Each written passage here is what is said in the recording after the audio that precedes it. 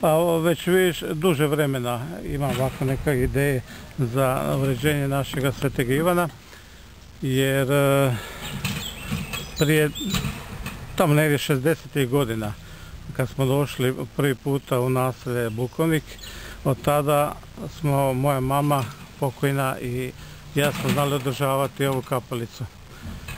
Sveti Ivan je tokom godina, prijašnjih godina doživljavao puno raznih nezgoda, znali smo ga izvlačiti iz jezera nekoliko puta, ruke su bile rezane i to smo uređivali zajedno sa ljudima iz ove naše okolice i godinama moja mama sa cvijećem to održavala i tako, kao osjećali smo da je to kao naš Sveti Ivan. I sada, nakon toliko godina, dobio sam ideju i neku potrebu, osjećao potrebu da nešto poduzmemo za daljnje uređenje, da bude to malo ljepše, jer ovaj cijeli kraj je dosta posjećen, obilaze ga i sportaši i stari ljudi u šetnji, bilo sa psima, bilo ovako u šetnji za zdravlje. Vojska isto tako redovito ovdje trče, pa sam dobio inspiraciju da malo uredimo to, da barem nešto postoji u ovom našem dijelu. Jer godinama se nije ništa uređivalo, nešto značajnije uređivalo oko ovog dijela. Zato sam, da bi to bilo naše i naša kapelica, aktivirao sam sve ove ljude iz Vučića i Bukovnika, Prapuća, sve ova okolica i moram reći da su stvarno ljudi svi bili oduševljeni i rado prihvatili ovu moju inicijativu i rado se odazvali bilo kakvim akcijama, kad god trebalo, ljudi su rekli slobodno zovi, mi ćemo ti pomoći i tako je i bilo. Zadnjih, evo, to je možda 20 dana smo aktivni u toj akciji i nadam se da će sada biti ljepši dio, da smo nešto doprinijeli ovom dijelu, da ljudi koji ovdje prolaze da se malo odmore i da vide nešto lijepo.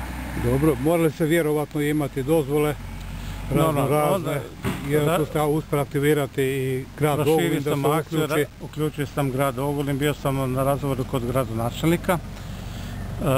On je s oduševljenjem isto prihvatio tu inicijativu i rekao da će podržati koliko god bude mogao. I tako je i bilo. On nam je pomogao i oko asfalta i uređenja ceste i ovoga prilaza oko kapelice, kamene ograde, kocki, a i zvali smo zaštitara za povijesti, za zaštitu spomenika iz Karlovca, gospodina Tripkovića, ja mislim da se zove, koji nam je dao savjete i upute kako kvalitetno urediti cijeli ovaj prostor, samu kapelicu i kip i tako dalje. Dobro, radove vidim da je izvodio gospodin Ceranić.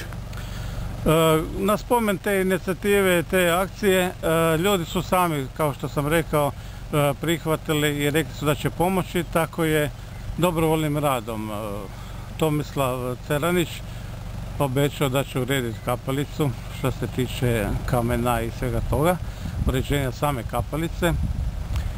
Ivan Kolić ili Ivica Kolić, on je obećao mi napraviti komplet nova kovana vrata. Majetić, Ivak, ima poduzeće Ivak. Majetić Ivica sa Bukovnika, on mi je obećao da će pomoći oko uređenja samoga kipa, jer kip je bio dosta oštećen i onako spucano, pa je to trebalo i kitati, tako malo uređivati i obojati. To on je isto dobrovoljno je odmah prihvatio to i rekao, veli, bez brige, to kip će biti sređen. Tako sada sve dolazi pomalo kraju, kip je uređen, vrata su gotova, još treba ići na cinčanje, ali će i ona biti gotova. Evo, radovi građevinski također su pri kraju i nema sretnijega od mene. I znači preko sutra četvrtak za dan Svetog Ivana Nepomuka misu će služiti naš župnik. Blagoslovi misu na ovom prostoru i nadam se da će se ljudi, barem iz uže okolice, odazvati i da prvi puta, barem koliko je nama poznato, prvi puta da održimo misu pred ovim našim Svetim Ivanom. Ali prepuko je da ljudi došetaju ili nema mjesta za parkiranje ili da se dopeljaju na biciklima? Pa naći ćemo mjesta, ali ako može što manje s automobilima, ali naći ćemo mjesta, evo, ljudi su i to prihvatili da se u njihove livade može ući sa automobilima, tako da nema problema, mjesta ćemo naći, samo dođite. Dobro, gospodine Slušan, hvala na ovom intervjuu. Hvala i vama.